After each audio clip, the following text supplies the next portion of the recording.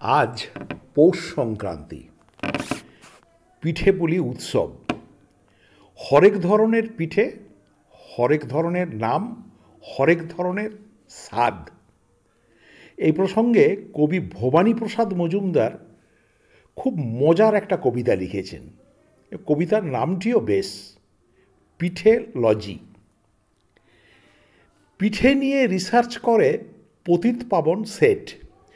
এবছরই পাটনা থেকে পেলেন ডক্টরেট। আজকে পিঠেই ফোসকা কেন, দেহে কষগর্ত?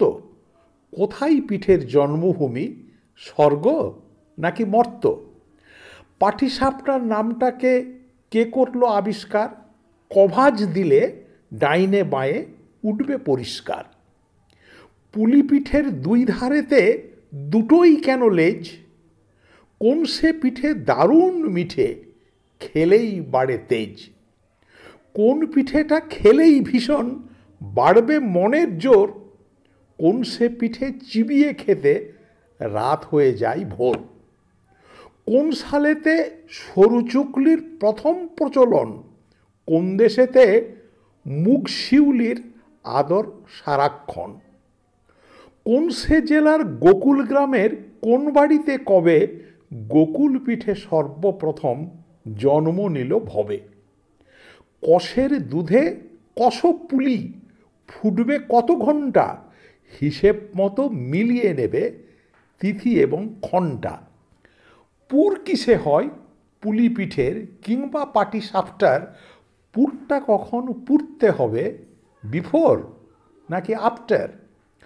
পৌষ পার্বণ উৎসবটার কোন সালেতে শুরু? সর্বপ্রথম বাউনি বাঁধেন বিখ্যাত কোন গুরু? ভাজা ভিজে শুকনো সরস পিঠের কষ জাত?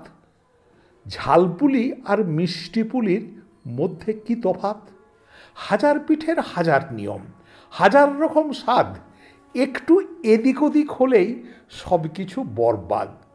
এমনি করে তথ্য লিখেই পতিত পাবন শেঠ বিশ্ববাসীর মুন্ডুগুলো করেই দিলেন হেট। ফিলোসফিতে ডিফিল মেলে, লিটারেচার এ ডিলিট। পিঠেলজিতে থিসিস লিখে ডিগ্রি পেলেন ডি পিট।